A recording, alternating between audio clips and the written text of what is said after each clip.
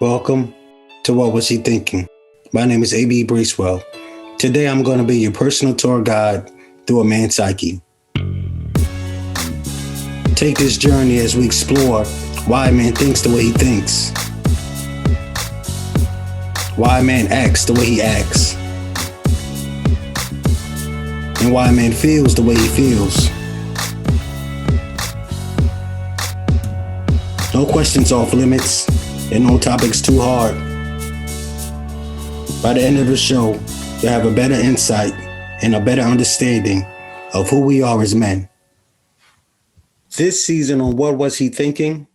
We're going to be talking about sex. And not any old regular type of sex. We're going to be focusing on the sexual education of Black men in America. We're going to be looking into the thoughts about sex, our behaviors towards sex, our habits, and the way that Black men learn about sex. We're going to be focusing on how we develop our feelings and our emotions towards sex, and how that impacts the way we approach relationships and deal with love. So today we have the ladies on the show. They've already watched the last episode with the guys, and they have questions. We have the fabulous Kendra Fowler with us, and the fantastic Focus James joining us today. Welcome to the show, ladies.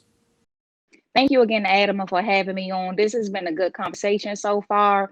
Actually, I had some questions, but a lot of it was answered while you guys were talking. But one of the things that I wanted to know, and I think you guys touched on porn for a second, but I had an ex that I grew up with. We were like friends off and on, from childhood on up, right? And I realized that he was exposed to porn early on, and that affected his life in ways that I don't even think he realizes. I mean, even, with us, there was just certain expectations and just certain things that he just could not, just certain things that he just could not, um, you know, without being too graphic, he just, if it wasn't like that, that he saw, his body wouldn't even respond to certain things. And, so I just wanted to know if you guys have had that experience with porn. Like, if so, like, how was that introduced to you? And then also, how did that shape your view on sex and your relationships?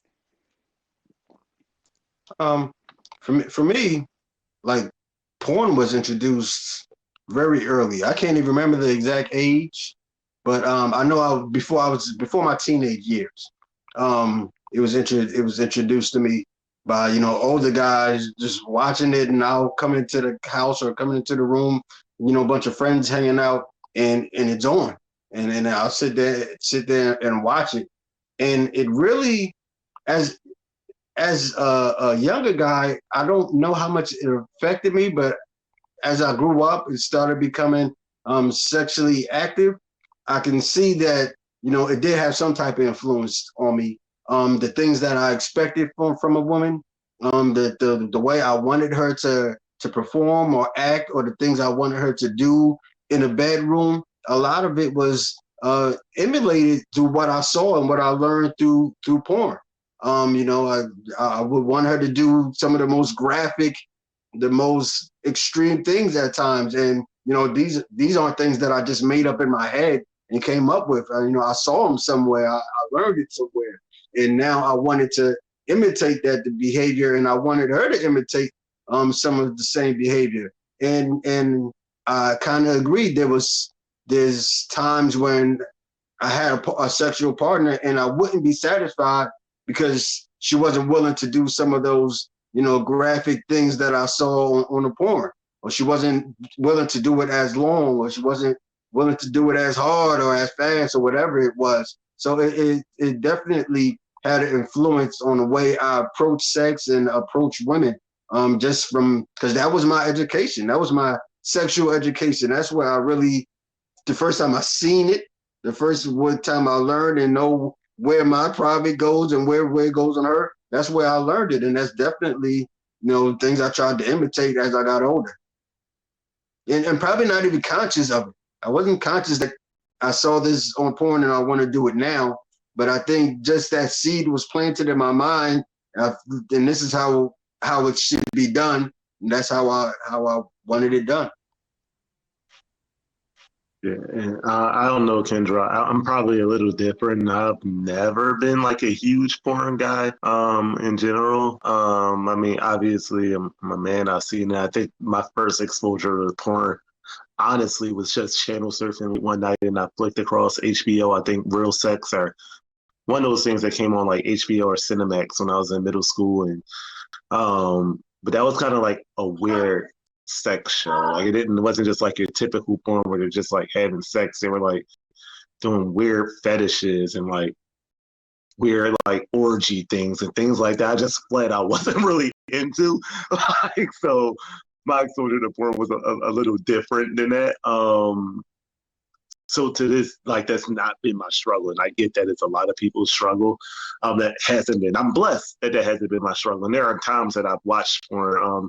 Generally speaking, if I'm being completely transparent, most of the times that I've watched porn is because I've been like restless, super late at night, and I'm like, I can't fall asleep right now. I need to tire myself out.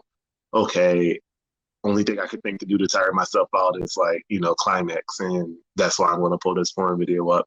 If I'm being completely transparent, but it hasn't quite reflected in the bedroom in the sense of expectations from the woman. For me, it kind of manifested in the bedroom for kind of inadequacies about myself, I guess, in a sense. I like, like I like not to sound too graphic, like you said, but like, wow, that mine isn't as big as that, or like I can't go for as long as he goes, or like I can't do those same things. Like, am I doing it wrong? Am I not good? Like, is she really enjoying it?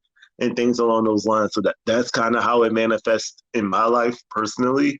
It's just this feeling of like I'm not those guys in these pornos. Like they go for like 50 minutes before one orgasm and I don't do that, or what I'm saying, or they're doing all these things that I don't do. Am I actually pleasing her because my sex doesn't look like what I'm seeing in these videos?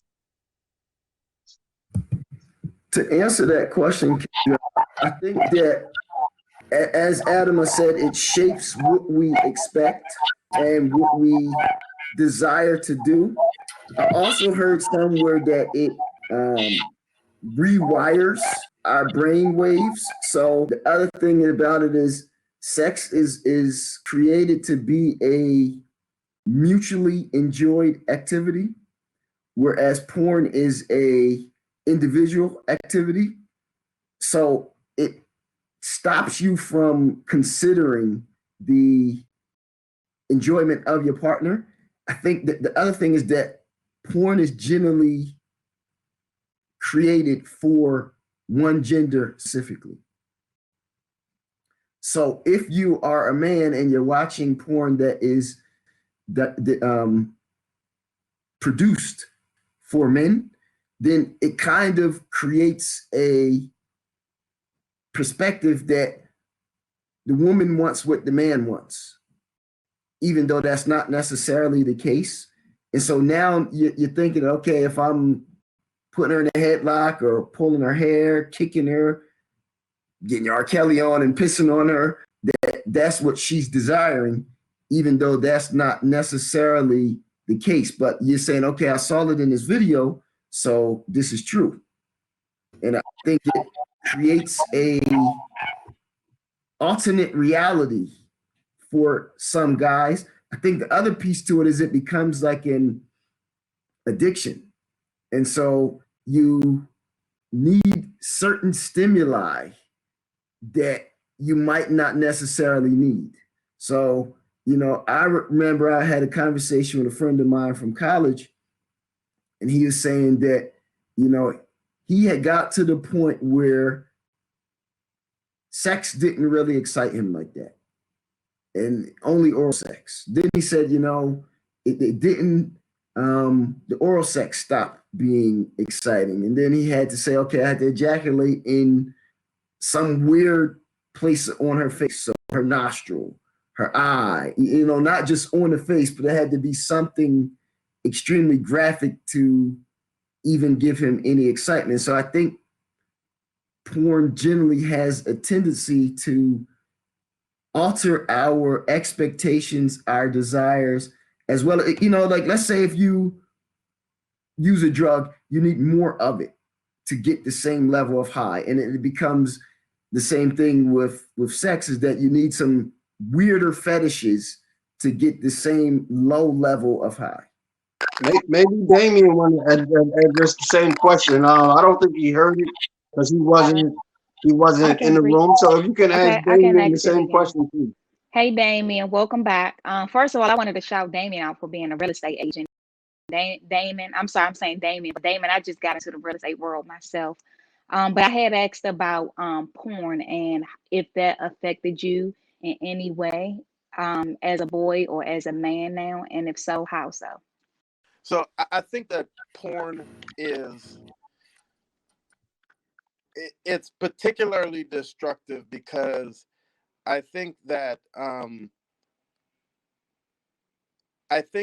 in order for a society to function well, that there have to be boundaries as far as sex is concerned, right? And porn eliminates those boundaries,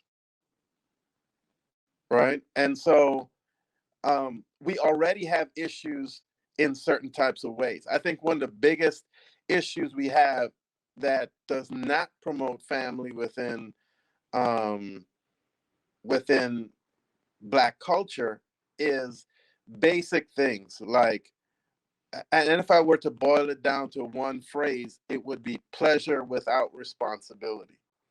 I gotta say about the porn, it sounds like I'm getting a really bad rap right here. I enjoy porn. So and it's multiple types of porn. It's not just one type of porn. And I don't really think it really devastates because it's like it's an adamant object. The person that picks it up does what it wants to do with it. And anything can be addictive. Church is addictive. I've been to church enough for a couple of lifetimes, right? So people hide out in church instead of actually dealing with their life. So I don't know that porn is addictive or even sex is addictive. I think our personality types, pretty much what he said, which was to lean toward, self-satisfaction or pleasure without responsibility. That's where anything can come in and sabotage healthy relationships. So I just want to put that out there. Yeah, but let's also remember that we're speaking about our personal experiences with porn, and how it influences us and how it influences us to approach women in sex. So for some of us, it could have been damaging, and for some, like Maurice said, I guess it affected him differently.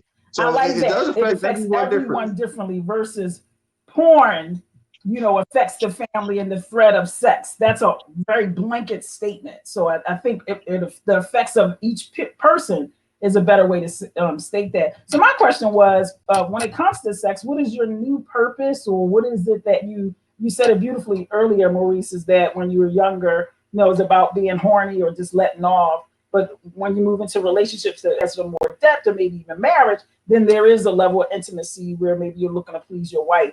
So now in the age and the era that you're in now, and knowing what you know, what is your definition of your purposeful, reason of why you actually have sex? And focus, I think it's a combination of those two things. If I'm being completely frank with you, there's times where I'm horny and I'm like, just want to release still as an adult.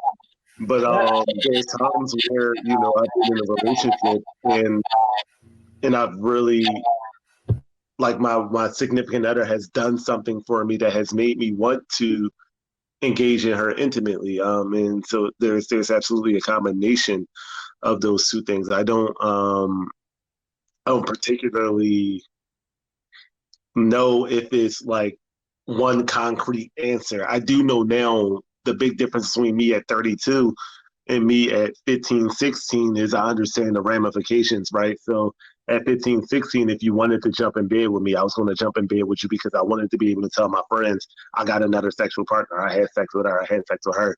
At 32 now, it's like, I don't know if that's worth it, or that might come with some added baggage that I don't want to deal with, or no, I don't want to do that, or she might, like it's much more of a selective process. And I found myself now at the age I'm in now, especially with the platform that I have, oftentimes turning advances down, or kind of acting like that I missed them, because I realized some of the consequences that come with being a womanizer, sleeping with a bunch of different women, and all of those things like that. And those are things that at age 32, my peace is valuable to me. It's very valuable to me, and I don't want sex to compromise my desire to be peaceful. So that's kind of where I am now in life, versus back in my early teen years, right, where it was just, I want to say I had sex with a bunch of women to my friends in conversation. That's all I cared about. So like,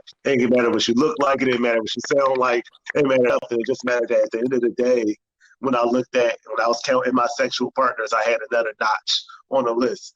So that would be my response to your question.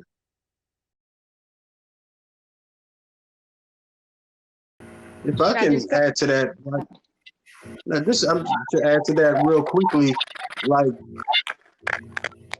yeah, definitely to piggyback off of what Maurice said, like the way I approach and look at sex when I was young is totally different the way I look at it now, and it's a variety of reasons. Is one is just maturity. Um, Another big part is that you have to grow. I've done all those things, and it doesn't excite me. It doesn't interest me. I know where that road ends now. So there's no need for me to keep going down a road of just empty, senseless sex just to satisfy my pleasure, because I know where that takes me. And then another huge reason is that I'm a different man spiritually. When I was in my teens or 20s or even 30s, like I didn't follow or try to be as obedient to what I believed God wanted me to do. So, I just threw that out the window and I did what I wanted to do. But, I had to become more disciplined. And another big part is I'm a parent now. So I definitely know that I have a young man that's watching my every move, and he's going to follow my every step. So I have to change my behaviors, and I have to really change the way I think when it comes to women, when it comes to sex, when it comes to relationship, because I don't want to be a bad example for him. So when I was young and I had no responsibilities and I had no one looking up to me, I did what I want with my body. But, in order to teach him that we have to respect ourselves and respect women, I have to really change the way I approach relationships.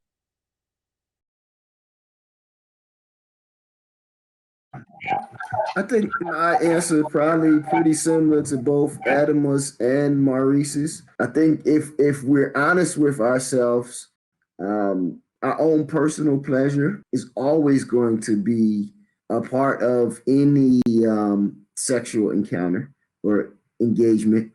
But I think as we mature, then we take in the greater awareness, the intimacy, which is the connection between us and our partner, as well as the aspect of pleasing our partner rather than just focusing on our own personal pleasure. Okay. Kendra, you had a question? Yes, I had a question. So, when Isaac was talking earlier, it was interesting to me when he said how his friends, well, let me speak directly to you, I'm saying his, but Isaac, when you said, your friends will come to you and basically be real about the fact that they were not having sex. Well, that they were having sex, but they were, not really enjoying it as much as they, put on. But I was just wondering if you guys can answer, and I know this is probably a loaded question and we could probably talk about this all day, but if you could just, briefly answer, like we already know that, sexuality is tied to a man's manhood, right? So, if you guys could just tell me, like, why do you think that is? Like, where did that stem from? And do you guys think that it's possible to kind of, dispel that myth? And like I said, I know it's a loaded question. I know this is a worldwide thing. This spans across nationalities, races, ages. But what is it that you guys think that stem from, and what can we do about it, if anything?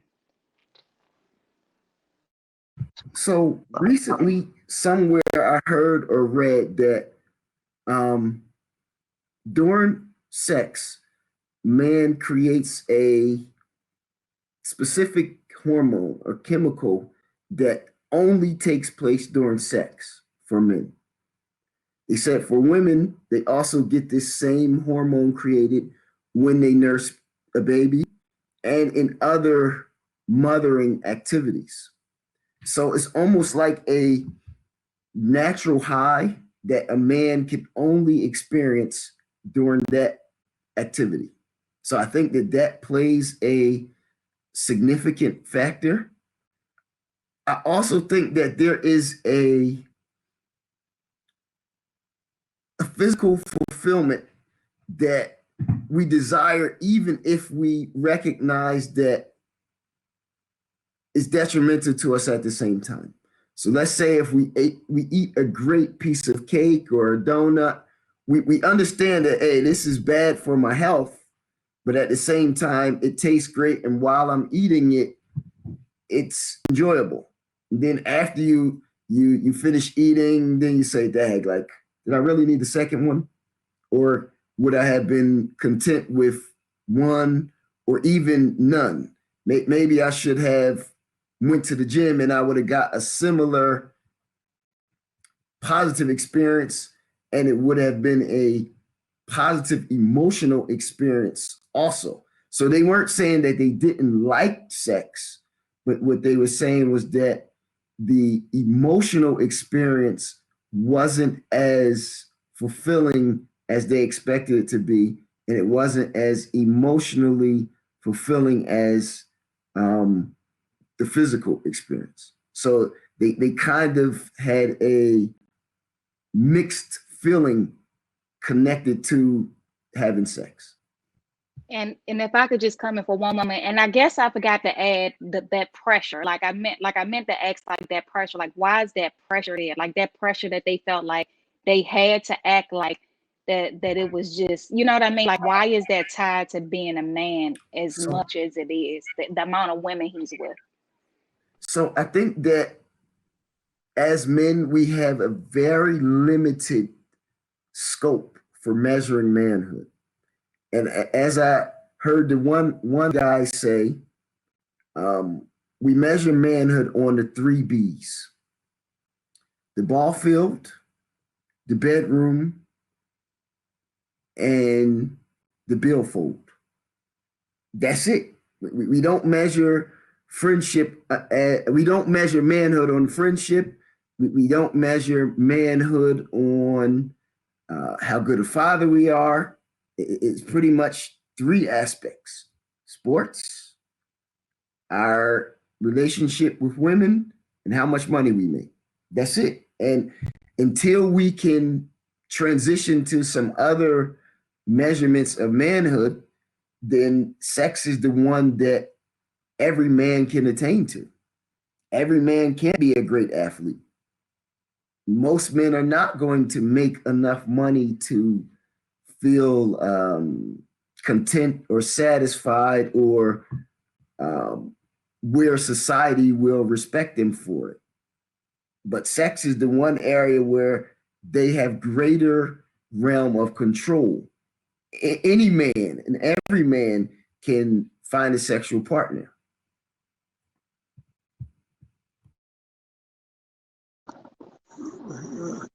That's nice. Thanks for sharing that. That was eye-opening. Yeah, and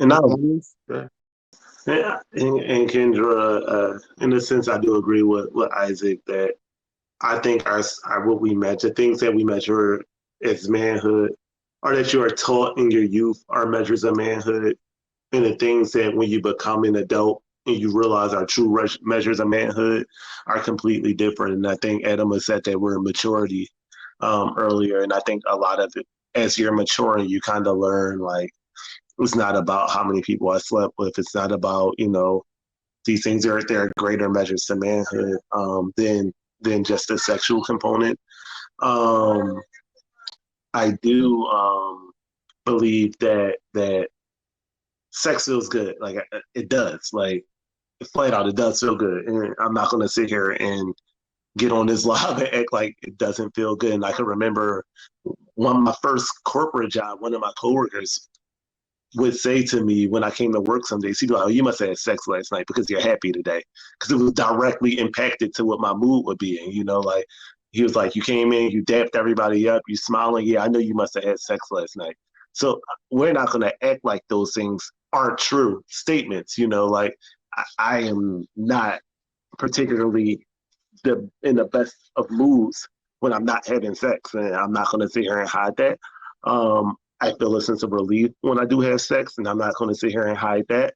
I believe that sex is a lot like fire, right? Where you think of fire as this big destructive thing that burns down buildings, but if you can think of it in like the confines of a fireplace or in like a campfire, it's really a beautiful thing, right?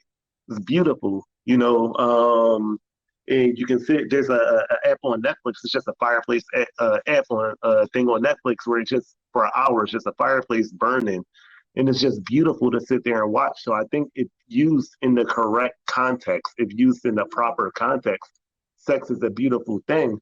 But I think so often it's used in the wrong context. So often it's used, for people misleading. So often it's used for emotional abuse. So often it's used for all these different things that isn't what it's designed to be. But I think when it's in the confines of that fireplace, for the analogy that I gave, that it's a really beautiful, it's a really amazing thing that it makes you feel good.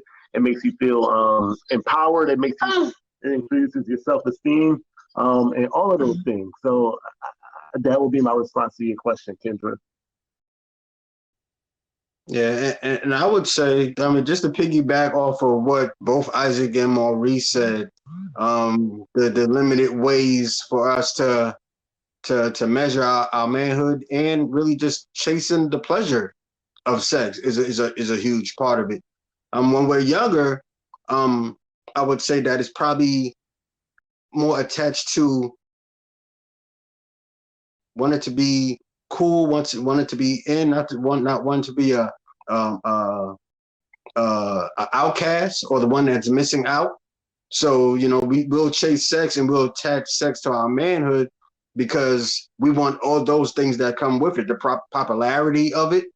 But as we get older, I think it's more about just the pleasure of sex, because if you started to become sexually active at a younger age, by the time you're older now and you've experienced it, now it's more of just about the pleasure.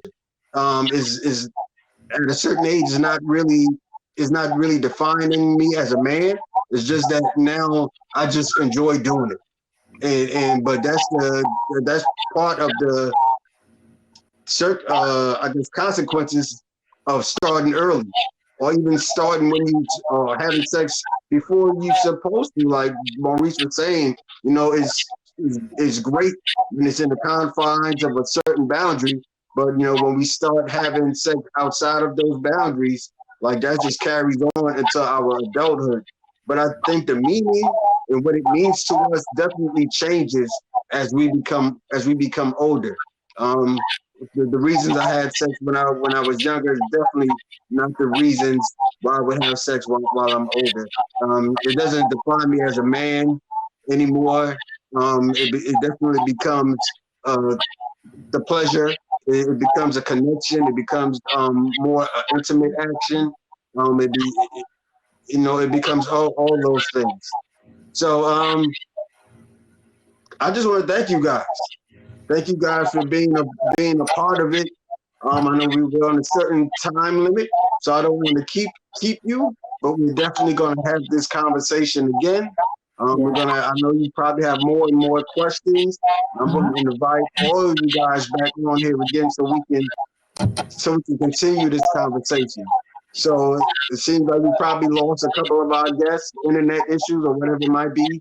But Maurice, Kendra, Focus, Isaac, and Damien, I appreciate you guys. I appreciate your questions. I appreciate your input, your wisdom, your knowledge, and all those great things. Awesome. Thanks for having us. This was really juicy and very helpful. Yeah, thank you so much, Adam. All right. Thank you for being a part of it. All right. So, all right. thank you. Y'all have a good night. You too. All right. On the next episode of What Was He Thinking, we speak about how what we learned about sex impact the way we approach marriage and commitment.